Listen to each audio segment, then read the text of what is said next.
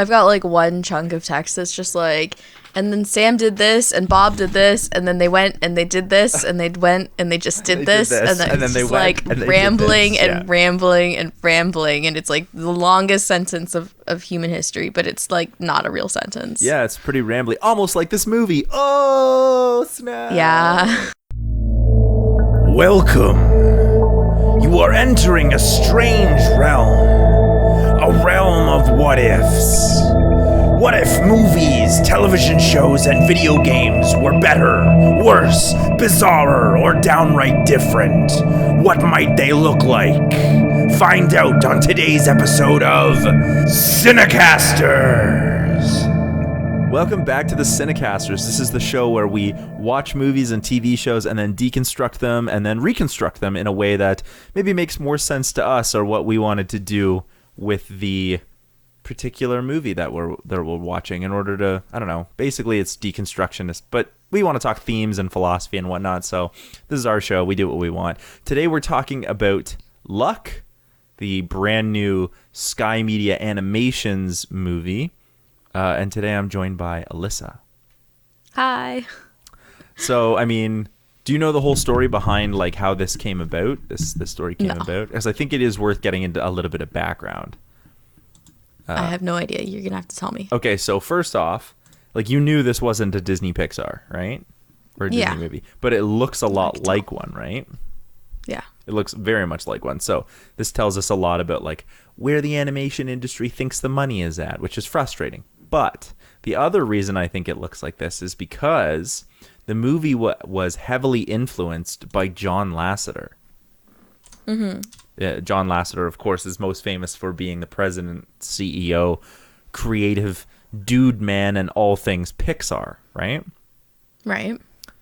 So what had happened, and why people are a little bit upset with this movie, is in 2018/19, it came out that John Lasseter was actually like assaulting and being inappropriate with some of his employees. Okay. Or other people who worked with at Disney, so and Pixar. So that was hugely problematic. I don't think any charges were laid. I'm not, a reporter. I didn't do any like large amounts of research on this, but it is something that I am aware of. So he was supposed to direct Toy Story 4. Right. Sorry, he was supposed to direct Toy Story 4, but was removed. Right. So he still has a writing and producing credit because he did a lot of work on it, but he was removed from Toy Story as director, and they had someone else come in. I don't know how far along they were in the process of making Toy Story, but he doesn't have a director's credit. He just has story and writer and producer credit, and somebody else has the director credit. So he was removed from Disney and Pixar and Toy Story, and then Sky Media came along and was like, we're going to hire Lasseter. And it's really frustrating because do I think people deserve a second chance? 100%. Do I think that Lasseter's career and legacy saved him a little bit? Yeah, I think that's a possibility. Yeah. And that's a little bit frustrating because I know a lot of people... Again, I do think that, people make mistakes and they deserve a second chance. But I do think, another studio, Sky Media, comes up and is like, yeah, we're just going to hire John Lasseter because it's John Lasseter. I think there is a bit of that involved where he had his legacy to fall back on. Yeah. And I feel like that's super not okay and quite frustrating. So a lot of people are actually like really upset that this movie is kind of being a thing because they're... In a lot of the promotional material, it was like from the, creative mind behind Pixar. You know how they love to do shit like that, right? Yeah. Because this makes for good publicity. Everyone's like, ooh, the guy behind Toy Story helped write this film.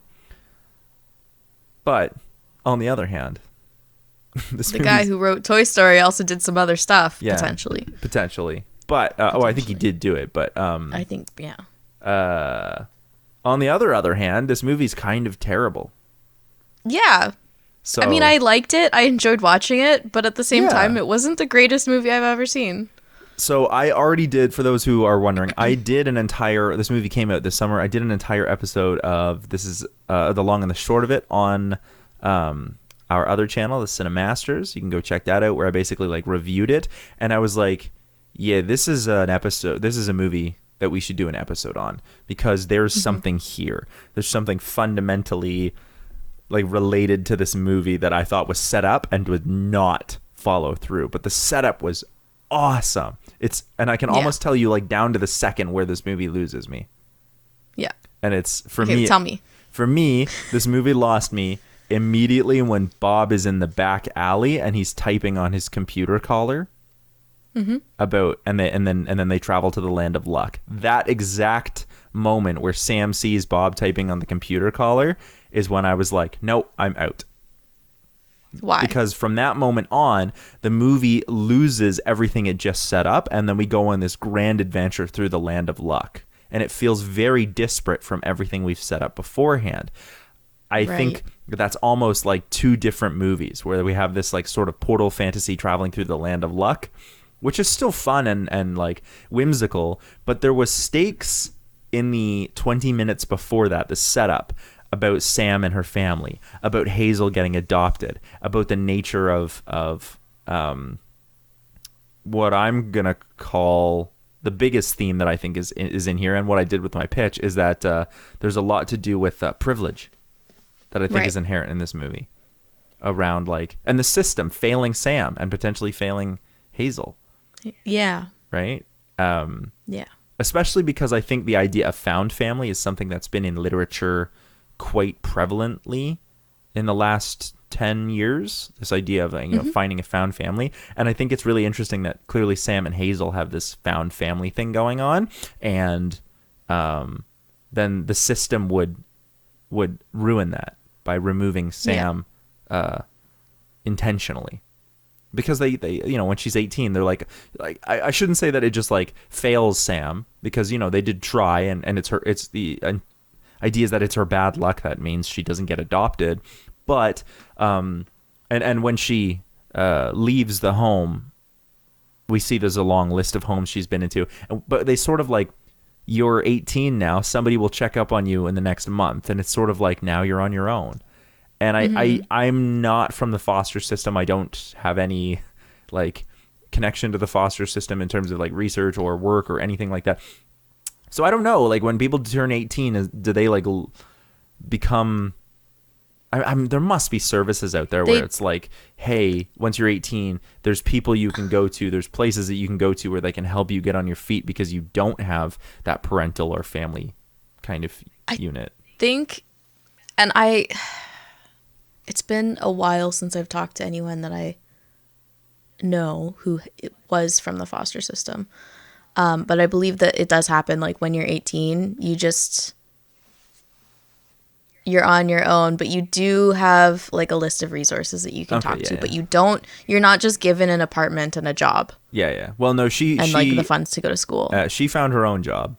That I was under the impression that Sam found her own job, and the online class, it's unclear as to what that was, simply because like where Sam is, if it's, she's like, I start my online class. It makes me think like she is maybe not even like doing, not even a university, because she doesn't say university online class, right? Or college online class. We make a big distinction in Canada between college and university. It's a little less distinct in the States.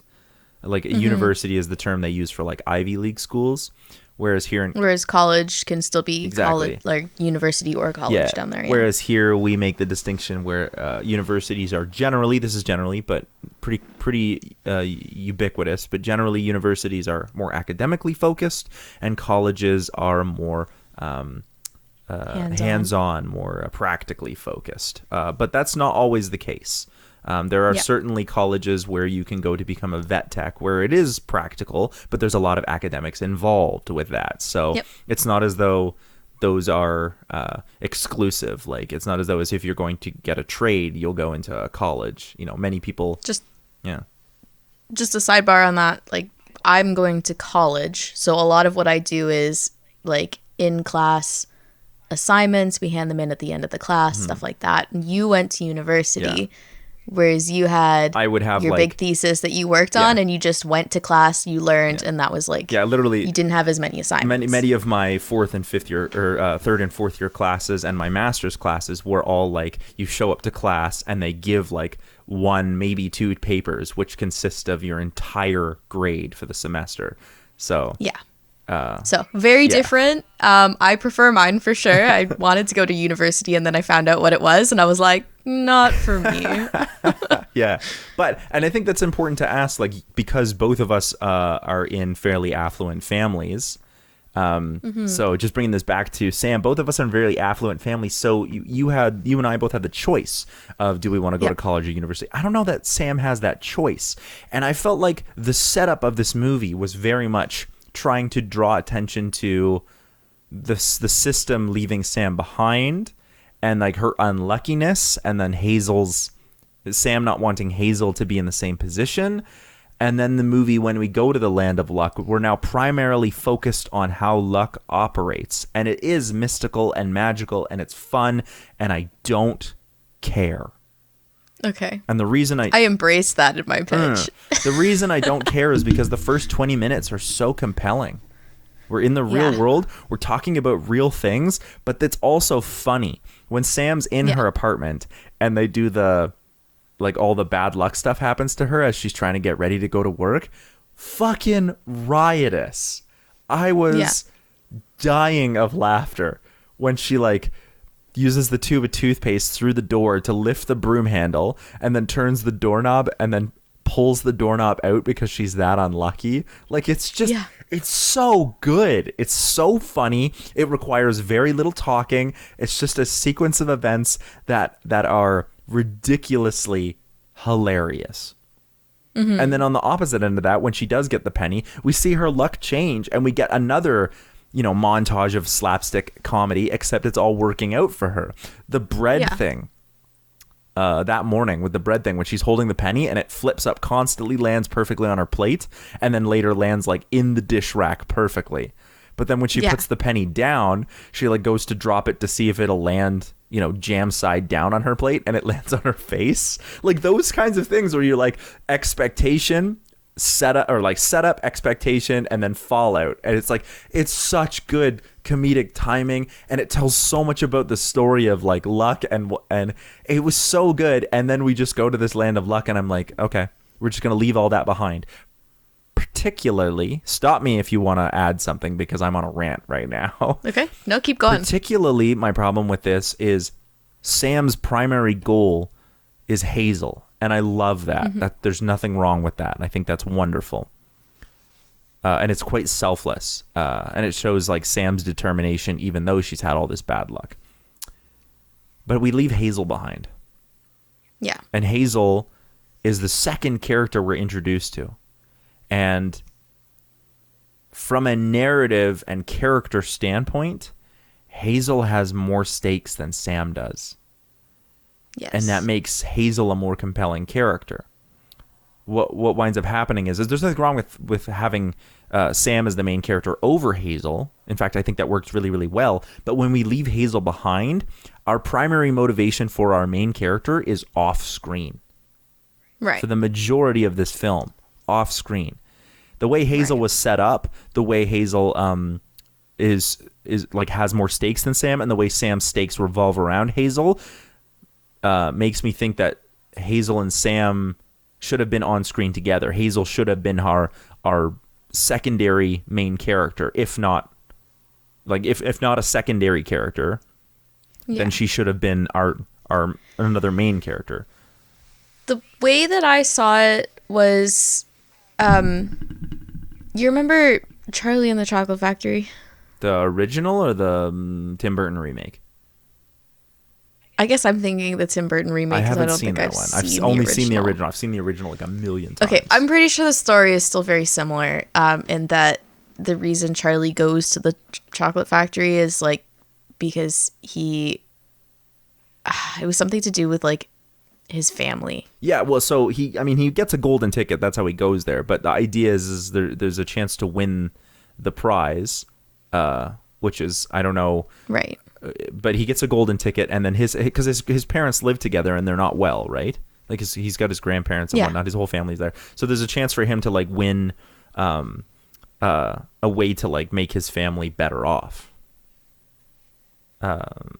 In terms of like how the structure works that way. But the only problem is the only problem with that is his grandfather comes with him, and the stakes are clearly present for Charlie as well.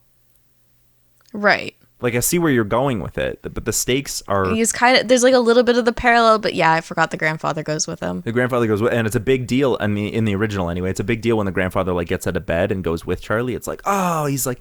And also, just to drive it home, the fact that Charlie brings his grandfather with him is another reminder of like how Charlie's life at home operates. He brings his grandpa with him, which is why I'm like, why would you set Hazel up, have Sam's stakes, I was about to say Sam stonks, Sam's stakes revolve around Hazel, her primary motivation, and then not have her on screen? It reminds me actually more similarly to the beginning of Encanto. Have you seen Encanto?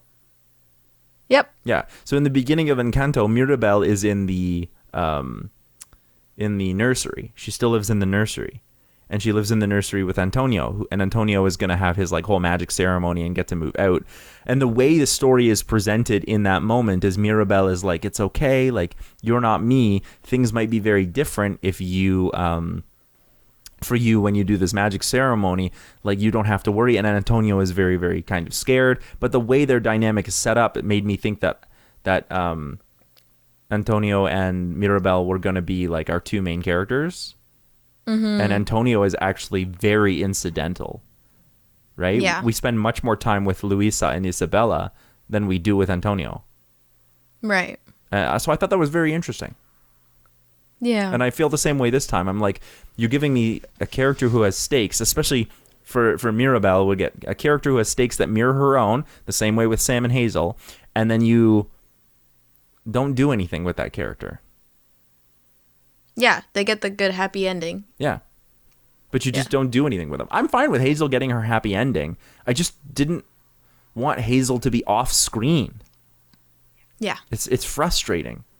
I don't know. Yeah. Especially because Bob's arc is bad. Yeah. I think I fixed that. Bob, because I like Bob as a character. I think Simon Pegg is wonderful in this, and he's like, but Bob's arc is just bad. Yeah. Like, the whole time. And then, like, we sort of have this thing where at the end it's like, oh, he's actually an unlucky black cat, and he's had another penny strapped inside his collar the whole time. But why? Yeah. And then, oh, he's actually also not Scottish. But why? What does this prove? What does this do? What is the point? Well, didn't you hear that, like, everyone in the Land of Luck was Scottish, I think? That's not true. I think there were like a couple that weren't, actually. Like, I know that some of the trolls and the roots in the Land of Unluck were not Scottish. That's the point, though.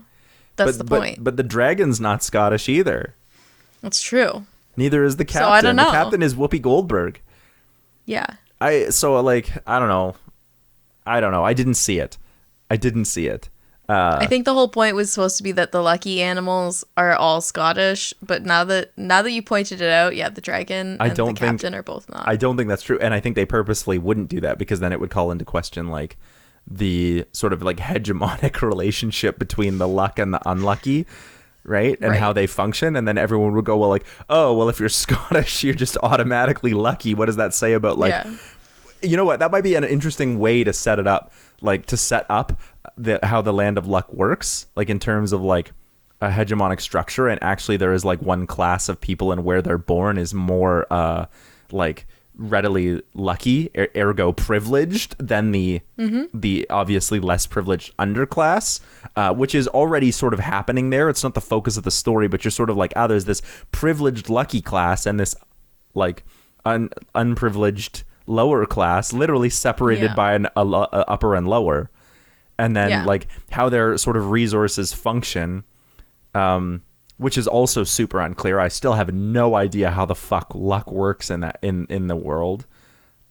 Or why Sam send it off and it just poof, or why Sam would be like, no, we need bad luck because it helps promote determination and like perseverance. And I'm like, yes, I see why that works in the nature of this story, but also why would you ever want anyone to be unlucky if you could control that? It doesn't make sense. It's like, well, then if everyone's lucky, they wouldn't have to work for anything. But that's not how luck functions. Yeah. Like even in their own world, but I'm talking about the real world. That's just not how luck functions. Yeah. Right? It seems very strange to me that we spend so much time trying to talk about the way luck as is a resource, which we can talk about commodification if we want to, and like those who are privileged enough to have access to that resource, or unluck, which is another like sort of negative resource, which I thought was an interesting take. Like there's bad luck and good luck as two separate like sides of the coin, or lucky penny, if you were. If we're looking at it through the through the lens of privilege, I guess, and again, I'm not really in a place where I can be like, yes, I have felt this, but one thing that I've heard and that I've seen posted on like some of the forums that I'm in is that like poverty breeds poverty. Yes, poverty. Where like if you can't afford a solid pair of boots, you're always going to be buying new. That's Terry Pratchett. Often, that's a right? Classic That's the one. Terry Pratchett. Yeah. You're always going to be buying a less good set of boots over and over again, and so the year-over-year cost winds up actually being more than the total cost for the good boots. But because you can't afford good boots in one go, you wind up being breeding your own poverty. Yeah. So the same thing was happening in this, where unluckiness just clings to itself. So once you're unlucky a little bit, your luck just like snowballs, right? Yeah. So I feel like there was also they were trying to parallel that a little bit. I think ultimately, what this movie wanted to do, what I really feel like is, I felt like this movie wanted luck to be a stand-in for privilege. Mm-hmm. And it doesn't do a very good job of that at all. Because the idea of like what you're talking about, I noticed that too. I was like, so if you're unlucky, then unluckiness continues, like it breeds. But in the way that they talk about how luck functions magically and as a resource, I become more lost than I am found. Like there's not a concrete way that luck operates, because luck as a concept in the real world, not in the land of luck, but luck as a concept in the real world doesn't have concrete rules. It's literally superstition. And so trying to create a very real hard magic system that revolves around luck, which is a fairly ephemeral topic because it operates and functions very differently depending on where you are in the world, which is something that I thought they should have leaned into. How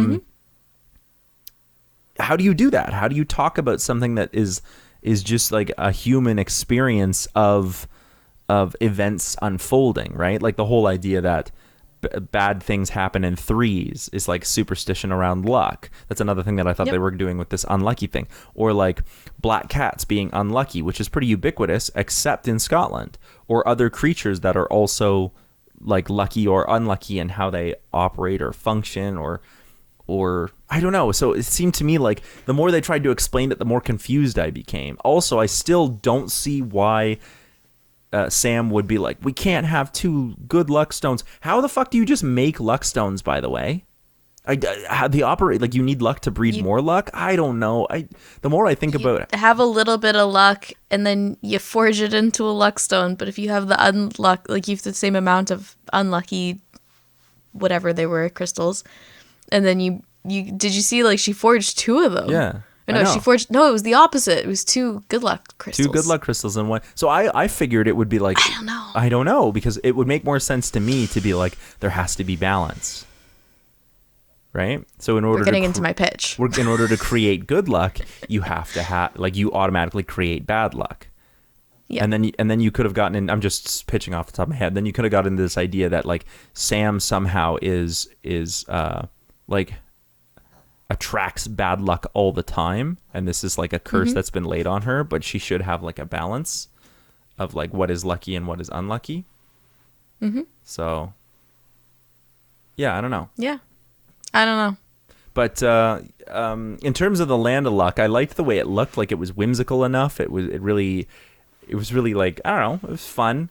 I don't really have much to say about that. I liked how goofy the creatures in the Land of Unluck were. Yeah, they were fun. I actually thought they were more compelling. The creatures in the Land of... Honestly, now that I'm thinking about it, I feel like the Land of Luck and Land of Unluck are like this weird dystopian version of like how to create and distribute resources. Yep.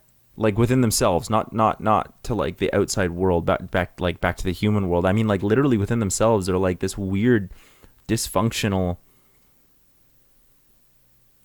like, I don't even know, dystopian resource handling. Like there are, like I said earlier, there are clearly like the privileged lucky and the unprivileged unlucky, and at the end they sort of like come together and everything's fixed. But I don't know, like I kind of feel like the dragon might be on the down low.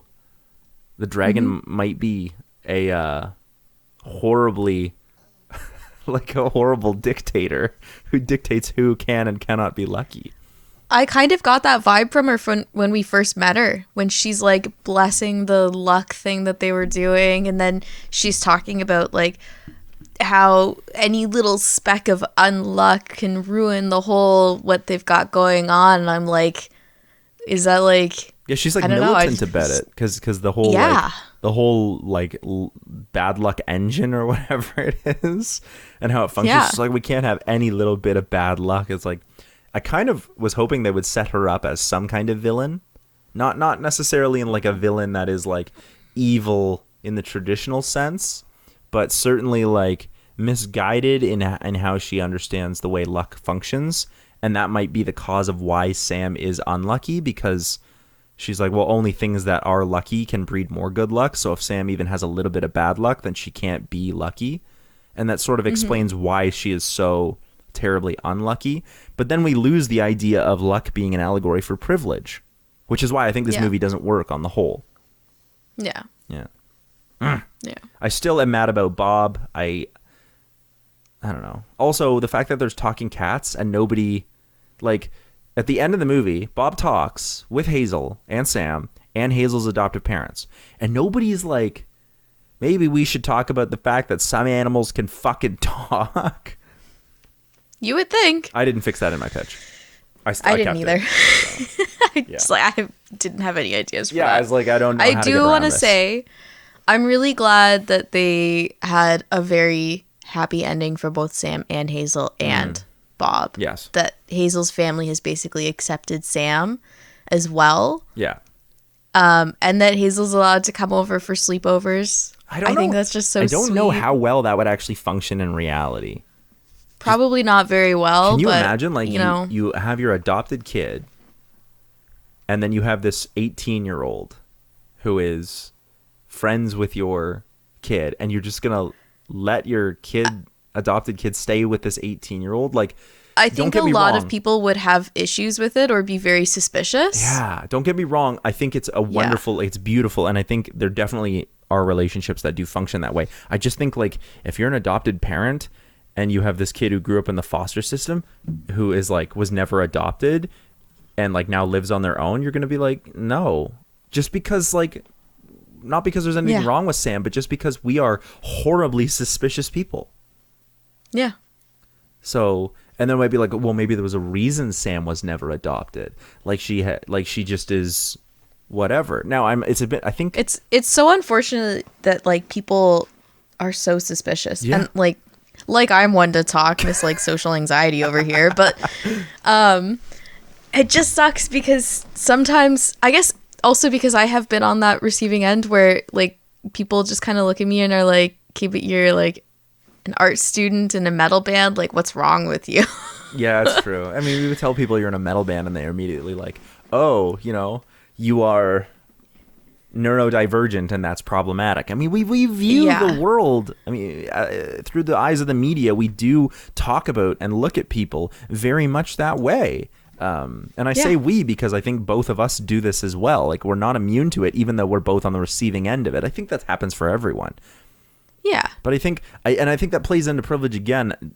Now, I will say that I think they did say it was like a year after the whole events. So they probably had time. Maybe they had time to get to know Sam. So it is really, really nice that like she gets to spend time with Hazel. And I love that. I think it's such a beautiful, happy ending. But I think it's lost because our stakes for Hazel were off screen for so long. And Sam doesn't really get what she wants in the end. Bob does. He gets accepted. But what does Sam get? I guess she gets accepted. She gets invited over for dinner with Hazel's I think that parents. was her thing, too, was she wanted a family. Yeah, but... And she got her family. She got Bob, who was like... I guess he like was very direct, being like, yeah, will you be my family or something like... I can't remember the quote exactly. It didn't... It was a bit on the nose. We didn't have to be too on the nose that way. But yeah, and she gets invited over, like, don't forget we're having your favorite on Sunday night, so you're, like, coming over. It just, I feel like, again, the stakes for Sam were directly related to Hazel, and we get there, but at the end, I'm like, Sam feels like her resolution is a bit tangential. Like it's implied as opposed to Hazel's there. Bob is there. Bob's arc is the worst, and yet he still feels like he's more complete than Sam. Mm-hmm. Yeah, I don't know. And I'm not even certain if I know a way to fix that necessarily.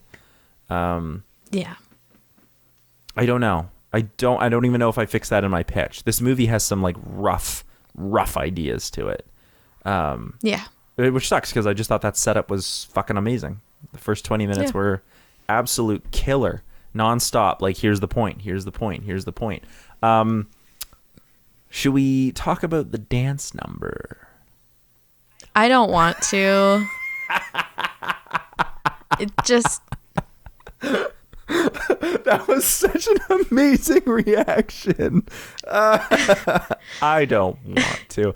Tell me why you don't want to talk about the dance number, which is my, supercilious way of saying that we're going to talk about the dance number. So this happens in animes. There's always one episode that has someone singing and dancing or something like that, right? Yeah, and every single time I skip through it. I'm just so uncomfortable with the idea of just like, we've been having this really serious thing or like this really goofy thing, and now we're gonna have a music number just for the sake of having a music number. And like, we don't need this. Now, I think it's interesting in this movie because it was set up at the very beginning. Sam and Hazel are like filming their music video, and Sam is singing. But then there's nothing after with Hazel. No, there's like, what if Sam is so like lucky by the end of it, or she has some good luck, and that video that she recorded with Hazel like blows up and suddenly she's a pop star? It's inconvenient.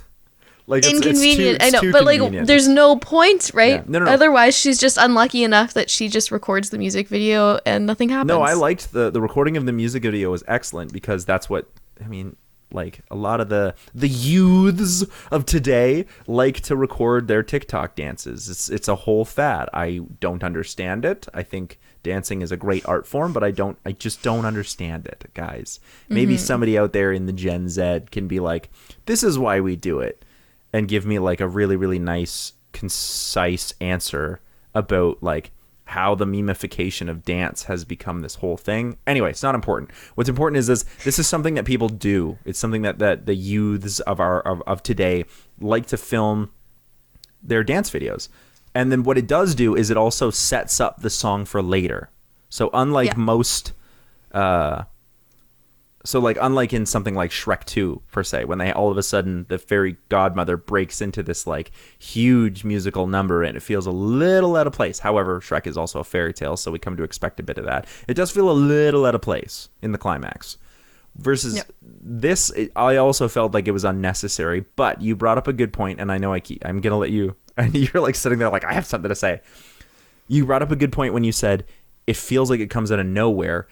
Even though I do think it was set up a little bit, but it comes out of nowhere because it's not a musical. And there feels like there's a big difference between being told a story that is going to be told as a musical versus having a musical number jammed in because it feels convenient. And I totally agree with you. And I mean, I touched on that a little bit on the, this is a thing that I did on Pitch Perfect, right? The idea of like how much our suspension of disbelief can be affected by the inclusion of non-diegetic music. And they tried to make it diegetic. It's within the realm of the movie. She does it as a distraction. It just feels very convenient. Too convenient. Like, oh, we can just do this now because we want to have a dance number. It's not good storytelling. Yeah. And it ruins my suspension of disbelief. Okay, go. Yeah. Well, that's what happened to me too. Anyways, okay. So I think that the very, like, them recording the music video at the opening could have been a blessing in disguise. Yeah? Because people love misfortune on the internet. That's true, yeah. Think about how many, like, fail videos are out there that have so many more views than if it was, like, a success video. Now that's an interesting take. And they just, like, scrapped the take because she was unlucky enough for something, like, goofy to happen. But what if Hazel accidentally uploaded it, and then all of a sudden, you know, a year later, Hazel and Sam are now, like, have a viral sensation because all Hazel has to do is point the camera in the direction of Sam and watch unlucky unfold. Things happen. But then she also, like, now they're actually, like, that's interesting. Now they're actually, like, benefiting. That could have been, like, a blessing in disguise, and they're benefiting and actually like using Sam's unluck as a form of capital, investing that capital into viral sensation, and actually, like, you know, getting profit or fame or whatever, any kind of other kind of capital from the unluck. That's interesting, because that actually shows, like, no, there is a bright side to unluck, especially with the irony and, like, sort of cynical way that people view videos on the internet, right? Yeah. Interesting. Yeah. Interesting. As well, just thinking from a musician's standpoint too, like, even if you sent out a fail video like that first half was pretty solid. Like, if that was her singing, like, say this would happen in, like, real life where someone's, like, singing and doing a dance video along with it, like, I'd be like, damn, she's actually talented. She's just unlucky. Yeah, actually. And somehow her unluck made her lucky because she went viral. Yeah, and now, right? now we're, like, investing in the capital of unluck as a resource, a commodity. Much like we saw in the Land of Luck, except instead of the actual, like, the actual material, like the green powder as a resource, we're talking about, like, her unluck as, like, a not behavior, because that's not the right word, but, like, as, like, incidents in her life she can be commodified, which is now we're talking about, like, the commodification of luck as a resource in two different levels, if we want to go there. Yeah. Right? Yeah. Damn, that would have been a really cool way to go, and I wish that we had this conversation sooner. You know what we should do, just for my sake, is we should have these conversations and then, like, have a day to write our pitches. I think that would make it a lot easier. Half the fun is recording these conversations. True. Right? We can still record them. Yeah, but that's way more editing on my part. I don't want to do that. I'm lazy. All right. Should we get into some pitches? Yeah. Would you like to go first? Or would you like? Okay, yes. I'd like, yeah. Okay, so we talked about this before we actually hit the recording button. I don't know if you're going to put this in the front or not, but so basically my hands have been really sore lately. And so I decided that I was going to try doing voice to text on my phone just to write my pitch today. And yes, I did that today. Don't judge me. And I'm judging. So while most of my pitches are not usually that linearly written out because I am sometimes just a bit of a disaster, today is, like, an exception. It's just off the walls, like, just a giant disaster. But I think I had a really great idea. I'm so stoked. And so I think we will definitely get some really good laughs out of this. And so I'm just going to go for it. Like, that's all that I'm going to give you. Okay? So we start off by following Sam. She's playing with her friend Hazel, and we just see that she's, like, a really unlucky person. I personally do not care if that recording in the beginning still stays there, but I don't utilize it later, so whatever. We find out she's, like, on her last day at the orphanage. She's been at so many other homes, and she's worried about Hazel not getting a family in the same way that she did, and all that stuff about fretting about keeping her job because she's really unlucky, and keep being able to keep her apartment and finish school and all of that stuff that most people worry about, but also tenfold because she's really unlucky. So basically the story beats in mine actually stay very similar. We start with an awful day at work, and then she goes and she buys herself a sandwich, and she's talking to the cat, and the cat leaves. She finds a lucky penny, and then while she's holding it, she can see this like giant monster that's just like hanging out behind her. It's just vibing. It's just standing there staring at her. Vibing. Yeah, it's just vibing. And it doesn't seem to be doing anything, but it's still scary, so she like runs home. The next morning she wakes up and the monster is in her apartment. But it's not really doing anything. It watches her as she just like does things throughout the day. But nothing unlucky happens. Interesting. But nothing exceptional happens either. Interesting. And so we see that throughout the day, while she's still got the penny on her person, it's in her pocket, that there are other creatures in the world similar to hers, but they all look a little different, mostly hanging out with one person. They follow them around, and they're, basically what are causing what we call unluck. So someone's eating like something and they drop it, and the creature like puts their hand out so that it like flips and falls a certain way. Ah, that's interesting. And then I think one that I thought was really funny that we could see is like they trip a person while they're going to talk to their crush. Right? Just something that we would consider unlucky, but it's actually being caused by something. Those bastards. So, yeah, after her normal day of work, and I mean normal in a not unlucky day, because unluck is normal for her. Yeah, but like her regular day, which would be exceptional for her. Yeah. But so a normal day, where like nothing really happens that's unlucky for her. She decides that she's going to pop by the orphanage, and she's going to like give this little lucky penny that she found to her friend. But then at the same time, she's like, should I? Because it's also showing me this giant monster that's right behind me.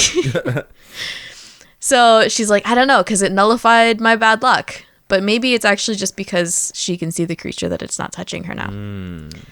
So then she loses it, and suddenly she can't see the monster anymore. And she's like, uh-oh. So she begins having bad luck again, and it's worse now. And not only is it worse, but she also knows that it's because this creature is like following her around and causing it to happen. So she's like obviously freaked out.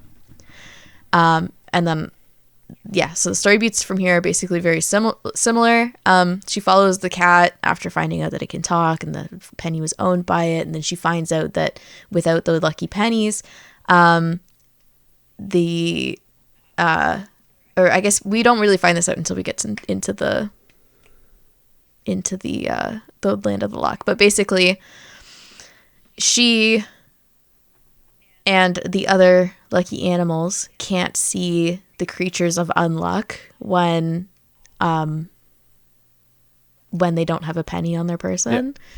So when Bob lost his penny, he couldn't do his job as an animal of luck, or because he just couldn't see them. You're gonna love what his job is later. Anyways.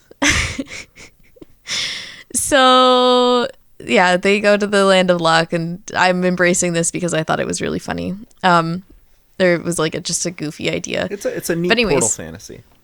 It is, yeah. It's interesting. It's a little different. Where am I? So in the land of luck, Sam is just a regular person. She doesn't have anything particularly unlucky about her. She doesn't have anything that's very lucky about her. She's just, there's no creatures of unluck in the land of luck. So there's nothing that can just affect her. And she's like, I could get used to this. And we basically get Bob explaining that, like, no, that penny is not actually unlucky. It just makes it so that the creatures of unluck can't touch you, and also so you can see them. And so she's like, okay, well, that would still be a really good thing to give Hazel, but also I don't want her to see those creatures because they're really scary, so maybe not. Basically the same thing that she thought of earlier. Yeah. But then she's realized that she's caused so much trouble for Bob, and if he can't do his job, which she knows now is to basically fight off the creatures of unluck. Then unluck will continue spreading in the regular world and just snowballing and blah, blah, blah, blah, blah. So I figured they could still have that same kind of thing where they disguise Sam as a very tall leprechaun, just because I had no other way to like make it work so that she fit in this land of luck. And so we see the lucky animals. So there's cats, there's pigs, there's a dragon, and I don't know, I think there were a few others. There was the rabbits. I don't know. I thought, are cows considered holy or lucky in Indian/Hindu culture? Holy. Yeah, that's not quite the same thing, so. So, the lucky animals, when they do their job, they have this unique thing. Wow, this is a terrible sentence. I'm going to read it word for word for you so you can hear it, okay? This is my thought process this morning while I was speaking my pitch, okay? Those lucky animals, while they do their jobs, they have this unique thing that they do. And that is, they have a Sailor Moon type of transformation that they go through so they look like regular cats, and then all of a sudden they transform and you get the cute little, like, you know, show of every single body part getting covered in some type of armor or like a cute little bow or whatever. This is the best that sentence was ever. one sentence. That sounds like something I would write in a first draft of This Is a Thing. I know. Oh my god. Okay. I like that we're both in tears. So yes, we get the cute little Sailor Moon type of transformation that all of the lucky animals go through when they're about to do their thing. A bow. A cute little bow or some type of armor. And it's this transformation that helps them do their jobs. So I just kind of split it up here. For the pigs, they transform into like sows of unsadness or something like that. And so they send out little like... Don't laugh at me. I was trying to be like clever. I'm sorry. Only the females could be sows of unsadness, but wow, True. sows of unsadness. I don't think unsadness is a word there, homie. It's not. It's got the red underline. But you know what? What I'm really surprised about is the fact that my phone picked it up perfectly. Oh, there you go. Yeah. So they send out like little tickets of like happy accidents or something like that. And then the bunnies, they transform and they get like this cute little like earpiece, and they get like the glasses that they can like look through. It's just this isn't, I'm not even reading it right now. I'm just like trying to explain it, and I'm so like all over the place. They get like the glasses, you know, like the like smart glasses or whatever, where you can like see things. Oh, yeah, okay. Like I'm thinking like a VR? Iron Man kind of screen inside their glasses. Yeah. And they got like cute little reality, yeah, and they got like the cute little uniforms and whatever. And then the cats are like the fighters. They are the ones that go out into the real world. So when they transform, they get like a little sword or something, and they're like little fighters. And then I thought, because, you know, there's so many different breeds of cats, maybe some of the bigger breeds could get like a mace or something. Like you'd have different types of fighters. This is ridiculous. So yeah, we never actually see Bob transform until like halfway through. He's very hesitant to do so. He doesn't actually tell us why. So like I said, the story beats basically are the exact same. So I'm just talking about the things that I change and how they work, because I think that was what I wanted to focus on a little bit more here, instead of focusing on how the story changes. But I think that we'll see how it changes as we go, like get closer to the end here. So the other thing that we learn about, you know, that big like spinny randomizer thing? Mm-hmm. Okay, I gotta read this one word for word as well. Okay, like it's a chunk. So when they show off the big spinning randomizer thing, it's not actually a randomizer. All it is a fan. There's one half up top and there's one half down below. Like I'm thinking the land of unlock, and then you've got like the big fan, so that you just like walk to the edge of the land of unlock and like throw your little ticket of luck out there or something. And then, yeah, so there's like a portal to the human world on the other side. So it's like, here's the land of luck, here's the fan, here's the portal, right? They're all like lined up. Yeah, and it blows it in. And so it literally is like they're leaving it up to like the winds of fate or whatever. Oh, so you wow. like throw your ticket, it goes through the portal, it lands on the ground, and then it just kind of like drifts around in the breeze, and then someone steps on it, and that's how they travel, right? They just get picked up by someone's foot. So this is such a disaster. The big thing at the end, after Sam has traveled to the land of luck and unluck and has to find her way out, and they get a penny, and then the whole thing, you know, they do get found. They what? Okay, I'm not gonna read this one word for word. So they. Oh my god, what was I thinking here? I knew this was gonna happen. I was like, this is gonna be a disaster. Okay, so they get caught because they steal the lucky penny, right? Mm-hmm. That happened in the original, right? I'm not. Yeah, they do get caught. They do get a penny, and then they do get caught. I think so. I don't know. Yeah. And then where are we? Yeah, so they get caught, and they're like, oh darn, like whatever. I don't know. I don't remember how exactly this worked out in my brain, but they basically do the same thing where they go to like shut off the unluck, but actually what they do is just like close the doors that lead to the fan. Mm-hmm. Except the doors probably don't work correctly because it's unlucky down there. But they have like a way to like block off the fan basically. And then what happens is you find out that the fan was also holding the island in balance. Ooh. And so when the doors close and the papers stop coming out of unluck, the whole island tilts to fix itself. Mm-hmm. So it's like as it tilts away, the land of unluck suddenly has like a bigger amount of like space that it can like send off the unlucky tickets, whereas like the land of the luck has suddenly like only like a small portion, like a quarter of the fan that's access to like a quarter of the fan. So it's trying to fix itself and balance itself, and when it tilts, the part of the land of luck that tilts down into where the unluck was now is unlucky. And so there's like panic, everyone's panicking, and now some of those tickets that they're sending out from the side of luck are unlucky. And at the same time, some of the tickets that are coming up from the land of unluck are now lucky because they've tilted up into like lucky territory. Yep.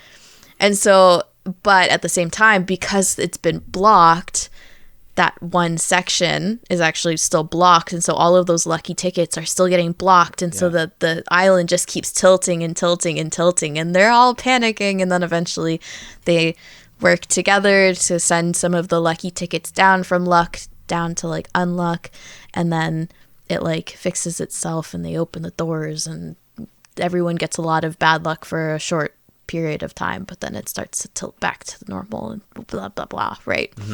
Anyways, and so during that whole thing, everyone's all like transformed and they're trying to do their best, and we see that the unlucky side also does like transformations and that they're like really unlucky. And so like, I don't know, maybe something could like turn into a sludge monster, and then they like slow everything down and it's really bad, and I don't know, just like goofy things like that. And then while this is fighting, we actually see Bob transforms. And when he transforms, he turns into like a little fighter cat. He's got a little sword. Aww. And when he transforms, he's like, okay, this is okay. And then he like goes and does this thing. And then later we find out, as they're like getting ready to go back to the human world to go find the penny that Sam lost, because that's what they're just going to do together. Like that's their joint mission now, given to them by the dragon. Again, this is like a disaster. I'm just trying my best to straighten this out as I go. Bob is like, I have to tell you something. He's like, I am actually an unlucky cat who can also transform, but like all of my transformations are random. Sometimes I get the sword, sometimes I get a mace, sometimes I get a bow. Like every single time is different. And Sam is just like, but I would say that you're the cat of luck then, because not only do you have an influence on luck, but you're also affected by it. Whereas all the other cats aren't really affected by luck. And so they get out and they're doing their mission, and he's just like, well, I guess I have to fight your creature of unluck that follows you around because you're supposed to be helping me, and you can't help me very well if you're like always being affected by unluck. And so he like transforms and he gets an unlucky roll that time, and he gets like a big mace, and he's just like a small cat. And she's like, I'll help you. And so they work together because she's just like take it from someone who's been unlucky their whole life. You know, you can have bad luck, but you can still have your friends help you through it, or something goofy like that. And I did not have a very good way of ending this other than just things work out because plot. So I think yours is hilarious, but I think Alessa hangs her head in shame. I think yours is hilarious, but it still falls into the same problem of like Hazel is no longer part of the main conflict. I know, and I realized that as I was going through, I was like, we just talked about this and I did not fix that. Damn it. You did give me a really, really interesting idea for my pitch, so I'm going to try it out. I'm hoping this is going to work. So in my version, the movie opens up the exact same way. Sam and Hazel are like doing their music video thing. We see that Sam is unlucky. Sam shows her a collection of lucky objects from all over the world and like different lucky animals. And she's like, I've been collecting them all so I can increase my chances of getting adopted through luck. Sam, we also then find out, is 18, which means she has to move out from the home for girls and is moving into her own place. And the system is kind of sort of just like leaving her. She is, however, told that she will continue to be able to see Hazel until she finishes high school. So she's 18, which means she has to leave the home and the system, but she's allowed to continue to finish high school, which is, so they're in like almost in summer vacation. She'll be graduating in the next couple weeks, right? So what we then happen is Sam makes a promise to Hazel that she'll come to the home and walk her to school for the rest of the school year, just like they've always done, even though that Sam is now living in a new place. Sam is taken to her new apartment and told she's allowed to stay there as long as she's either in work full-time or in school full-time. And someone from the agency will look in on her once a month, and then she's just left alone. And Sam's like, well, yeah, I've got a part-time job, and I'm finishing high school, and then I've got my university applications, and I'm really, really hopeful to get into university as well. So then we see, like, she's sort of left alone. There's no family, no other girls, just Sam on her own in an apartment that she's, like, just moved into that's, like, really barely furnished and whatnot. Because the system can't really help her anymore, so I really wanted to feel alone. So she wakes up the next morning. We get the ridiculous unlucky failure montage because I think that's so good. She finally makes it to the girls' home in time to walk Hazel to school. Hazel attends an elementary school, like many of the other girls that Sam walks with, like from the home, and Sam attends the high school, which is right across the street. So instead of getting like the whole unlucky thing in the store, instead we get Sam being unlucky in school, but we can also see that she's like determined, hardworking, and an excellent student. We also find out that because of her bad luck, there was something something didn't quite go right with her university applications. So it's in question as to whether or not she'll actually go to school next year, meaning she might have to work full time or lose her place. So right. After school, we see one of Sam's classmates waiting for her younger sister, the same way that Sam is waiting for Hazel. The two of them make small talk, and the girl asks Sam, like, oh, are you waiting for your sister? And then puts her foot in her mouth because she's like, oh, shit, I forgot you don't really have a family. And Sam's like, no, that's okay. Like, we sort of make do, but, she's hurt by this. Hazel emerges from school with another girl who turns out to be this person that Sam's talking to's sister. And they're talking about sort of extracurricular activities. And Sam is like mesmerized by the idea of horseback riding. And she's like, oh, maybe if you ask your parents, you can come over and we can try horseback riding. And Hazel's like, well, I don't really have any parents. And I can't go this weekend because I'm having a home visit where maybe I can find my parents. And this girl who's like sweet and the same age as Hazel, who's probably like 6 or 7, has no idea what the concept of not having a family is. And so her older sister is like, oh, it's okay, don't worry about it, like we'll see you on Monday. And then they sort of like tries to like be like hustle her sister off.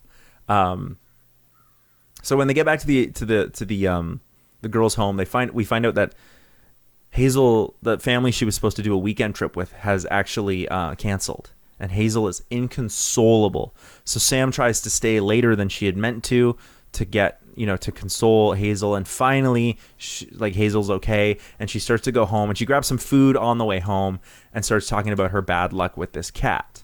And she's like, I would be okay with all this bad luck. I just don't want Hazel to be the same way. Like, she can't be bad luck like I am. She then happens to find a lucky penny on her way home, apropos of nothing. Sam's luck turns around, and she calls Hazel and tells her she's found an actual lucky penny. But then she's like, I'll give it to you when I finish my part-time job, right? Mm-hmm. So it's Saturday. So she goes to her part-time job, and we see the whole montage of good luck. And then she flushes the penny because of her bad luck. And she's dragging her feet to get to Hazel. And she finds the same cat. And we discover that Bob, this black cat, can actually talk and is also unlucky. And that's why he was like, the reason he was in the area is because he can smell good luck and bad luck. And he smelled the lucky penny. And he's like, I was smelling it, but it's interesting that there was just a lot of luck good luck in that area. But like, I'm a black cat and I'm cool with that, and I like to mess people's day up by being a black cat, and yeah, so he's kind of just sort of this devil may care character, a bit more like a loose cannon. And she's like, can you help me find the penny? And he's like, yeah, sure, whatever, like what's in it for me? And so he takes Bob to meet Hazel, and then she's like, we can get her adopted, like we can get this huge thing to happen. And Bob's like, yeah, sure, fine, why not? So we then spend the rest of the movie following Hazel, Bob, and Sam as they try to find the penny. But along the way, we find out that Bob is he's a sarcastic and cynical cat who tries to be bad luck. But it's actually because he's just bitter because nobody wants him around because they think he's unlucky. So he actually wants the lucky penny for himself so he can change his luck. He has no intention of giving it to Sam or Hazel. But Hazel's Sam's like, Hazel needs the penny more than you. And so she can have good luck and get adopted and have a better life than I have. So Sam's like, fine, I'll agree. We'll find the penny on the condition that once Hazel gets adopted, you can have the penny all for yourself. And Hazel's like, but Sam, what about your university application? Like, what if that doesn't, like, what if your bad luck causes that not to go through? But they all agree and they keep going. What we find out, and I stole this a little bit from you, what we find out is that in order to make good luck, you have to fabricate bad luck. Mm-hmm. They happen at the same time. So what we find out is the two girls that we had met that were from the sort of more affluent family have a lot of good luck that's given to them, and they don't realize it. And what's wound up happening is that in order to have balance, their good luck comes from the fact that Hazel and Sam have bad luck. Oh, okay. Right? Yeah. And so that whole thing's out. Anyway, it works out in the end. They find the penny, and Hazel has a great weekend home trip. Bob sees that Hazel needs the penny more, and Sam agrees to adopt Bob so they can be unlucky together. And in the end, Sam's application does not go through, and she loses her place. We found out this before, but she loses her place basically to the other girl. Mm-hmm. And but she's like, oh, it's okay. I'll spend a year working hard, and I can visit Hazel at her new place with Bob. And she's like, I'm enjoying working hard. And she's like, I've already started my university applications for the next year, so we'll see what happens. And then Hazel can be like, well, I don't need it anymore, and give her the lucky penny. So the basic premise is that I don't know if this would work. I'm really hoping it would, but I would really need to write it out. I really need to write out the full script to make it work. So the idea that I want to call into question is that the way you, the audience, are watching bad luck and good luck as is just Hazel and Sam having more obstacles in their life.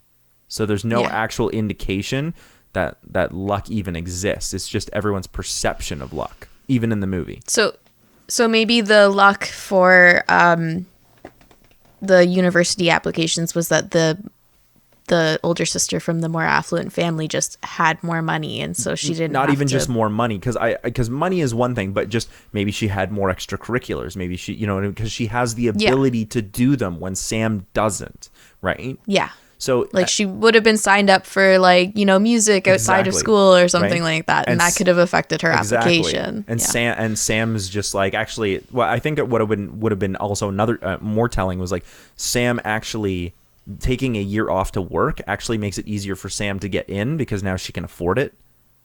Yeah. Right. So certain things like that. But I wanted it to be clear, like, depending on how you look at luck, you could be like, yeah, it's just luck. But I wanted to be very clear that luck is an allegory for privilege in my version.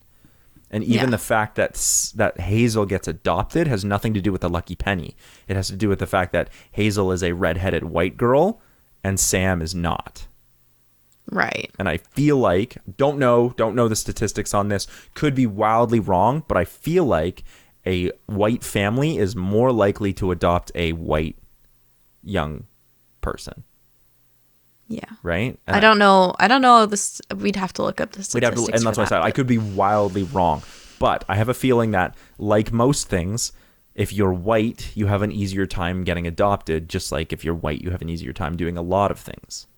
Right? Yeah. So that's calling into privilege again. So, but what I wanted it to be is like, as a child, you could read this as just like, oh, this is how luck functions, and it's all going to work out in the end because luck doesn't rule our lives the way that privilege doesn't really rule our lives. However, if you're an older audience member like you and I, and you read luck as privilege, you could be like, there is a lot that is being said here about the nature of privilege and how what we view as just you're lucky and you're unlucky, when really what we mean is what are you able to afford to do because of the circumstances of where, how, and why you were born. Yeah. Yeah. Again, I don't know if the allegory would work perfectly because I think luck is would work fairly well. I think luck is a weird as long as you still had some of that unlucky stuff happening, like say that, you know, montage at the montage is fabulous. I would never get rid of it. It's just so good. Yeah. So there's that's what I really wanted to do, and I tried to stay away from the land of luck because I really think it pulls. We start to get minor conflicts that pull away from the whole Hazel Sam thing that I thought were actually much more confusing than the original premise was giving us. When I first watched, I wanted to embrace the fantasy part of it. Of course you did. When I first saw this movie, I thought they were going to like lean into the idea of like luck and luckiness, but also like really talk about adoption and the system. And I was like, yo, I'm ready for some like fucking up level tears to come out of my eye holes. And I wanted it. Like when the setup, I was like, I could see this going to some like really emotional places about family, and I wanted it. And I was disappointed that it didn't happen. What we got was fine. Really, really well animated, gorgeously animated. But it wasn't any. It wasn't spectacular. This is not one that people are going to remember as anything other than that, like, oh yeah, that one movie that is in Pixar, that looks like Pixar or Disney. Yeah. Which is, I think it's great that we're seeing movies that aren't Disney and Pixar. It's great. It's really great. But we just need them to be a little bit more hard hitting so that they can be a little bit more popular than Disney and Pixar. Well, that's why everyone should just go watch Wolfwalkers, because it's like different art style, different kind of storytelling, but still super impactful, and it doesn't follow like the Disney formula per se. Loved it. Everybody go watch Wolfwalkers. Instead of Luck, go watch Wolfwalkers. It's also on Apple TV. You don't even need another streaming service, right? Yep. Anyway, they're both on Apple TV. Yeah, that's why I say you don't even need another streaming service. Where can people find you? You can find me at twitch.tv/AlyssaLou with 3 O's. You can find our band Robot Philosopher anywhere you listen to awesome music. And you can also find our other channel, the CineMasters, where I talk about scripted things. And, well, we always talk about scripted things, where our content is more scripted. And then, you know, we throw that out there. And there's always more episodes of the CineCasters and CineCasters Classic coming out. So thanks for hanging out with us and talking luck. So, yeah. Bye. Bye.